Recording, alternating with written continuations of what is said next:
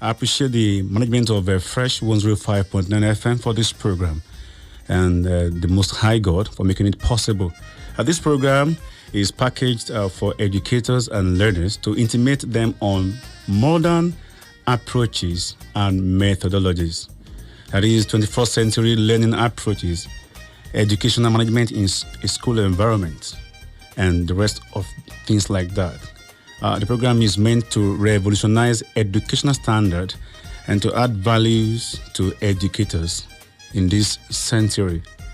This program is ideal for school owners, it's ideal for principals of schools, it's ideal for head teachers, it's ideal for trainers, resource persons in various fields that always organize seminars or take part in seminars and workshops. It's good for teachers, very good for parents, and is good for learners themselves. I always say, when I say learners, I mean little child in nursery class, young chap in the primary school or basic school or grade level. Also good for those in secondary school, they are learners. The youths in the university, they are learners. And also in the religious environment, either in a lecture organized by the Islamic body or program organized by church preachers. This program also, you can learn something about how to be a better preacher, either as a Muslim cleric or a Christian clergy. So it's a program that is, everybody can learn from there. It's a way to let us know what are the 21st century approaches to learning in this dispensation. And as I do say, there's always one or two things you can pick from this program. I remain your radio edu consultant, Adedamola Adedokunlofa. I'm an educationist, I'm a linguist, I'm a scientist, I'm an engineer, I'm an author, I'm also a blogger. So please join me every Saturday for this program, Education Today, from 12:30 to 1 p.m. on your darling station, Fresh 105.9. Please don't go away. I'll be back.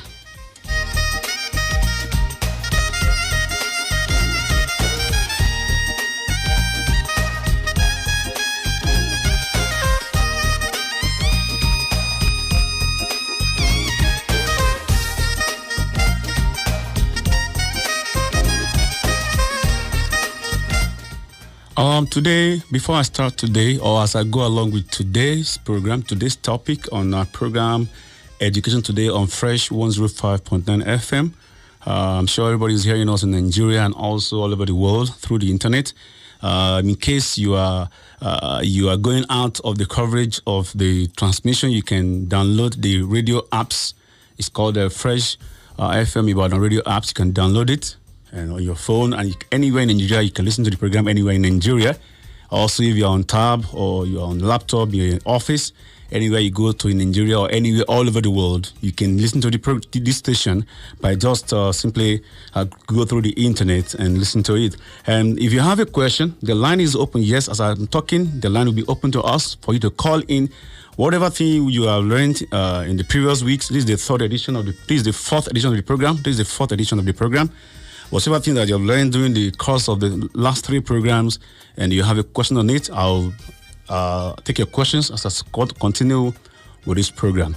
And today, by God's grace, the topic we're taking is factors behind learners' poor academic performance.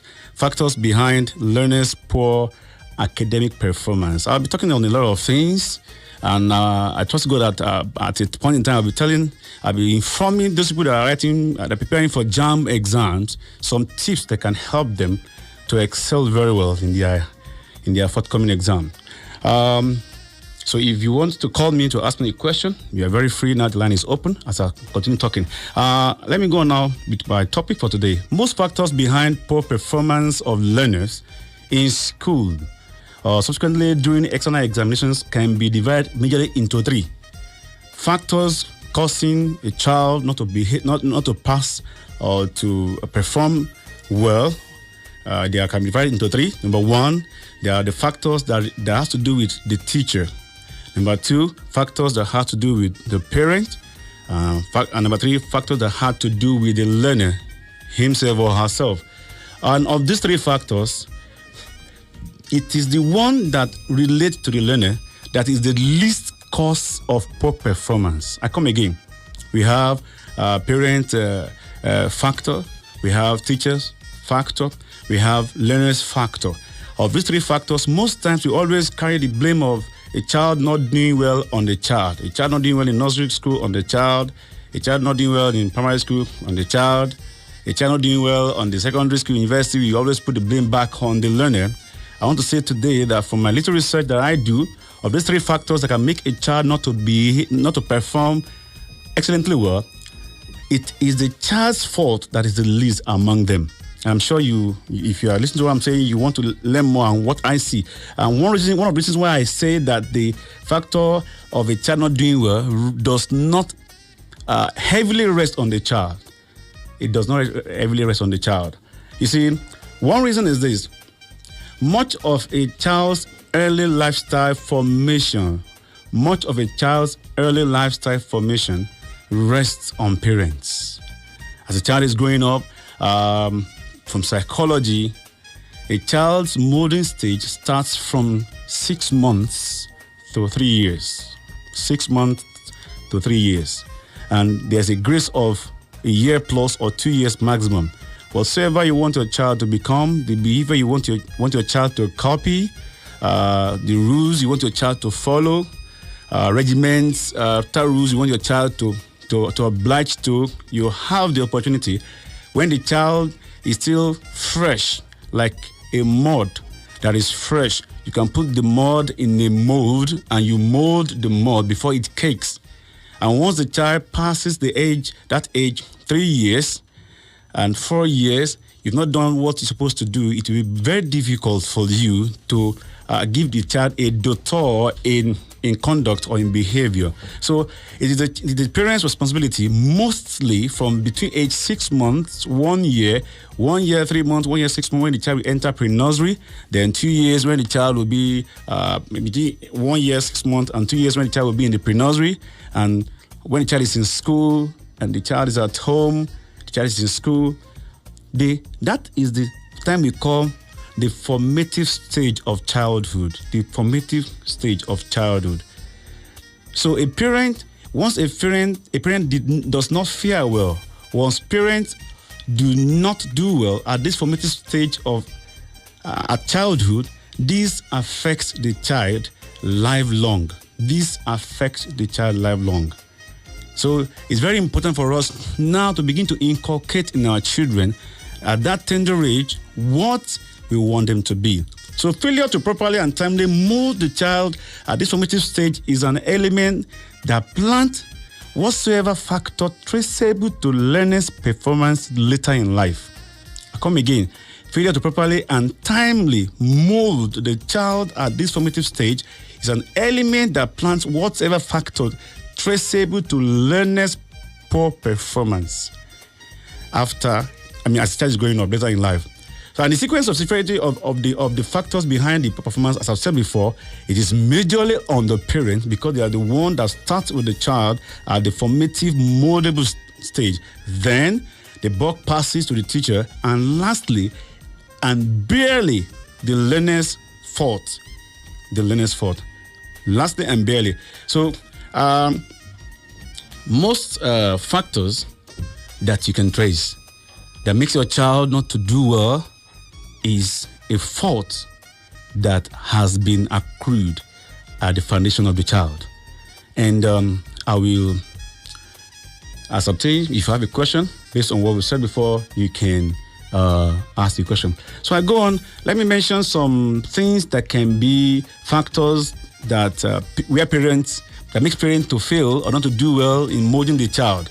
The first component of the factor of parents not doing well or not molding the child well is one I call unresponsive parenting practice, UPP, unresponsive parenting practice. RPP, responsive parenting practice, is the positive thing that a parent is supposed to do as the child is between the age of 6 months to 3 years and by grace 4 or 5 years. Responsive parenting practice. But if the parent is not doing so, is doing the otherwise, the opposite, which is an unresponsive parenting practice, UPP. So the preschoolers, those one in preschool classes, at their age, let me give you an example. At their age, they are imitative. They want to talk the way you talk. They want to do what you do. They want to wear what you wear. They want to pose the way you pose. So at their age, they are imitative. They are questioning. They are worrisome, in quotes, and they are exploring. In fact, one book called them the explorers. So parents usually mistake these traits of being imitative or being questioning or being exploring. They want to touch this, they want to touch that, they want to look at what is talking inside the radio or want to befriend who is talking on television. Parents, they usually mistake this as being troublesome. It is not being troublesome. That is the way they are, because they're just opening their eyes into the world. They need to explore the world. So it is important for you as a parent to understand and employ responsive parenting practice for whatever a child needs to know. If your child says, "Is that a cow?" and he said, "Yes." Or does it have 4 legs? Don't say, "Can't you see that those are 4 legs?" Say, "Yes." Let's count together. 1, 2, 3, 4. Not, "My friend, stop that. You are disturbing me." No. So this is why we mistake what our children are doing, at that tender age as being troublesome. It's not being troublesome. That is the way nature has made them. And it is our duty as parents to always respond to that seemingly troublesome trait. That is, it's called responsive parental practice. For everything they wish to know, you respond to them. Once we don't, let me tell you what somebody say. There's a researcher called Dorothy Law-Knott. She said, children learn what they live. If a child lives with criticism, he learns to condemn. If a child lives with hostility, maybe between husband and wife or between parents and the neighbors, the child learns how to fight. If a child lives with ridicule, every time you see your head, you don't know anything, you're a buffoon, come head, can't you add 2 + 2? Instead of to encourage, we are ridiculing the child, then that child learns to be shy. If a child lives with shame, then that child learns to feel guilty in everything. If a child lives with tolerance, that child learns to be patient. If a child lives with praise, that child learns to appreciate. If a child lives with fairness, that child learns justice. If a child lives with security, he learns to have faith. If a child lives with approval of everything he does, every good thing he does, if he lives with approval from the parent or from the peers, he learns to like himself. If a child lives with acceptance and friendship, he learns to find love in the world. If a child lives with encouragement, he does well in class, you encourage him to do more. He does not do too well in class, you still encourage him to perform better. That child learns confidence. That is what Dorothy Law-Knott says about molding a child at the childhood level. I'll be back.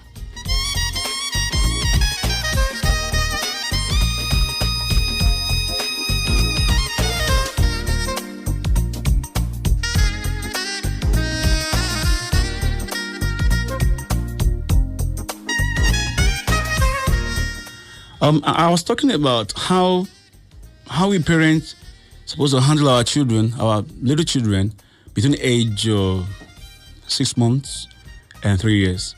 And the last one I said was, if a child grows up with encouragement, not condemnation, that child earns confidence. And it means that as the child is growing up and he doesn't fare well in a particular subject in class, because he has confidence implanted inside of him as he's growing up at the moldable formative stage, he will say, no, I will challenge this thing and I will win it. I will pass this test, I will pass this maths, I will know maths more, I can do well in science, I can perform well in physics. That is because parent has done something at the early stage.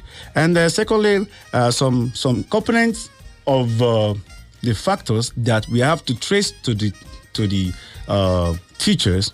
They are, number one, a child. We're talking about on our topic factors behind a child not doing well or a student not doing well. Okay, I have a caller here.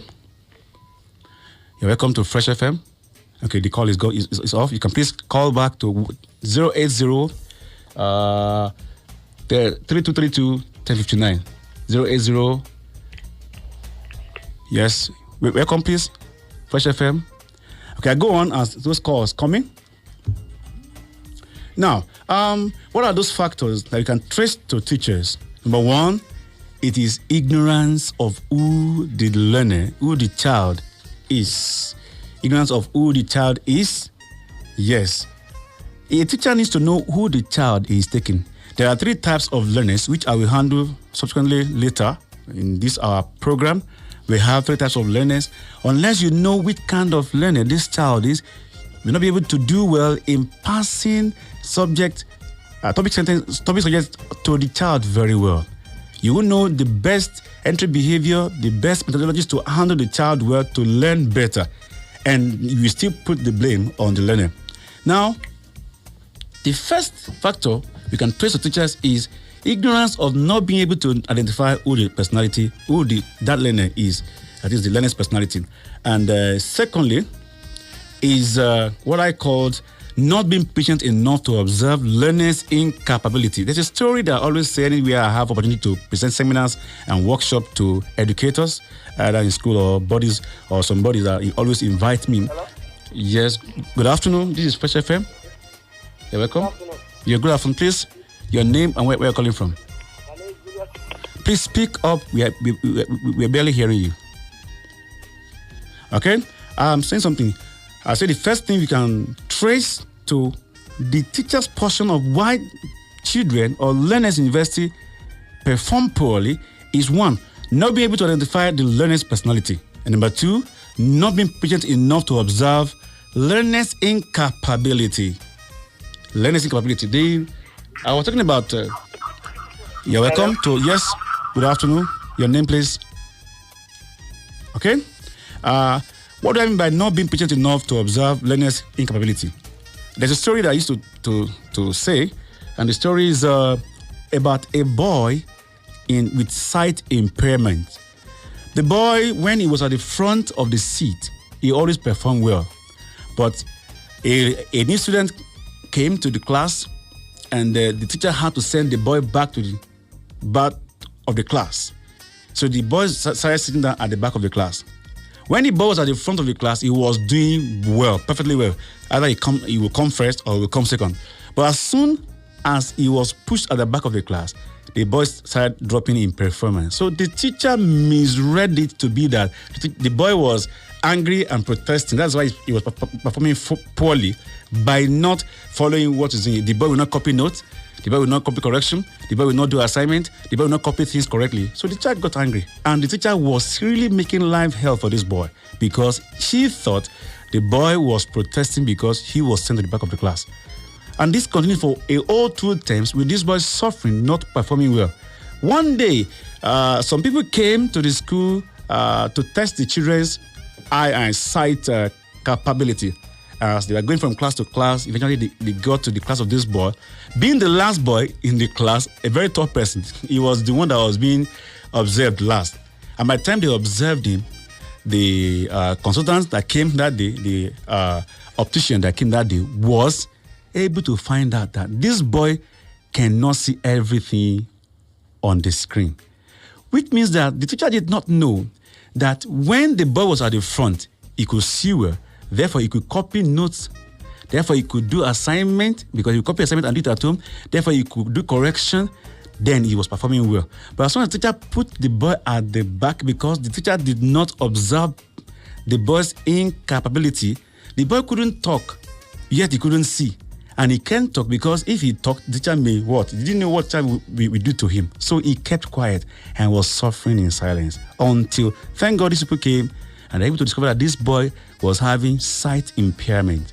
He was able to read the big characters on the test screen, but he couldn't read the smaller ones. Who is this boy's teacher? They asked. Say, I'm the one. Madam, oh, this boy, where does he sit down? Oh, at the back. Oh, this means that this boy has not been part of this class for a long time. Oh, I didn't know.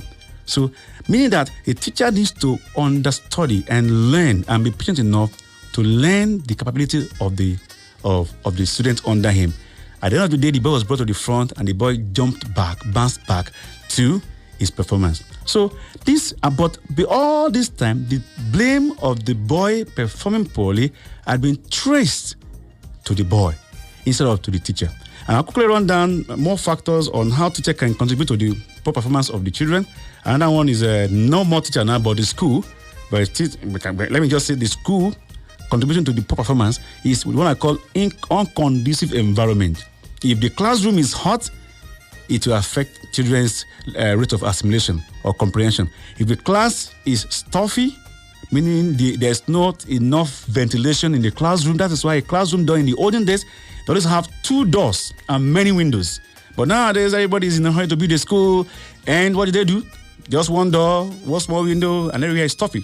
And also, if the class is overcrowded, you see in a class, because the class is big, we see them, they're having almost about 50 people in the class or 45 people. I've seen a school, big school, nice school, they have there 45 children in that class. Another one is if the seat your child sits down is not appropriate. If it's not appropriate, if the height is, if it's too high, it will affect the child's performance. If it is too low, it will affect the child's performance. There's what we call ergonomics in management. If the person that is learning is not comfortably seated, it will affect the rate at which it gives you attention. That one is called attention span of the listener.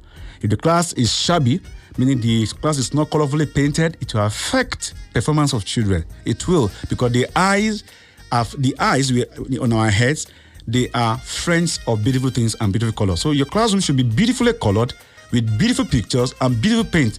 And also, if the class layout is not too good, it's going to affect the performance of your children later. All this one, they are effects, they are causes of effect called poor performance in children. And they make the performance to go down day by day without us even noticing it. I will have to stop here briefly in case we have anybody want to ask any question. By next week, by God's grace, I'll continue with the topic as I wait for your calls. In case you want to, you don't have opportunity to call now, please be coming. We have 080-3232-1059 and also 00-7777-1059. Those are numbers you can call. If you're outside the country, you can call +234 089-222-1059. Please, the line is open. Line is open. We are discussing factors that can contribute to poor performance of children. I've mentioned many things. Let me run them down again as we continue next week. I see there are 3 factors behind a child performing poorly. One is the one traceable to the parent. One is the one traceable to the teacher. One is the one traceable to the learner themselves. And I say of the 3 factors, there are the least to be blamed is the student, the pupil, the scholar himself, and the bulk of the blame goes to parents. And I say that it goes to parents because parents, they are with the child at the moldable stage, at the formative stage of the child. So, and I've also discussed some of the factors that can make parents to miss the mark, and the fault will go to them. So, if you are on the line, please call in 080-3232-1059. You're welcome to Fresh FM. Hello. Hello. Good afternoon. Welcome to the program. Good afternoon, sir. Yes, sir. Your name, sir, and where are you calling from? My name is Abdullah. Abdullah from Apata. Apata. You're welcome, sir. Please, Abdullah, what's your question? Actually, I want to ask, there's a way a student can retain something. Mm-hmm. Because sometimes a student goes to school, and when he comes back and you ask him, Junior, may I know what you learned in school today? Mm-hmm. You can discover that he doesn't even remember most of the things he learned. So yes. How do you think a child can retain what he or she learns? Okay, that was what we discussed, I think, last 2 weeks. That's what we discussed last 2 weeks. You see, it's a very big, that question you asked me is a very big thing. How old is the child? Just at still primary school. How old is the child, if you know how old is the child? Just 5 years. Okay, let's say 5 years. Good. You see, for children of 5 years, even all children are taught, the method we are using in Nigeria nowadays, okay, listen to me. The method of teaching in Nigeria nowadays are not very efficient, especially in the nursery and the primary side. That's what we call a kinesthetic approach to learning. whereby you make the child or the pupils to learn by carrying out some practical activities during learning. Whatever thing you do with your hands, you will hardly forget. Do you agree with me? Yes. Secondly, another way is that to show videos, instead of just, teachers always talk in Nigeria to explain things to children. Talking is an old method of learning. Anybody who is not a born listener, will hardly remember anything he has learned. If that school will do well, the school should go and get flat screen TV and begin to play videos, okay, for each topic they are teaching the children in their school. Or they will go kinesthetic by making the children to carry out a particular experiment or practical, either maths or English or science or anyone at all, whenever they are having a particular topic in a particular subject. That way, whatever children watch on video, they remember. Whatever thing they do practically, they also remember. That's a good way for the children to remember what they're learning. And that child will improve very well because there's no dull brain at all. Thank you very much for calling, Abdullah.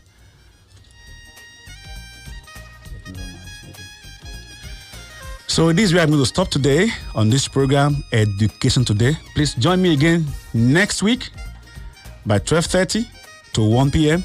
for a new edition of this program. Thank you very much for joining me. If you have any comments, please, if you're free to call me after the program on 07037528764, 07037528764. You can ask me a question on that line, and I'll be glad to answer you. You can also join me on Fresh FM Twitter handle and send your comment there. Thank you very much. See you next week. Don't stop learning. Thank you.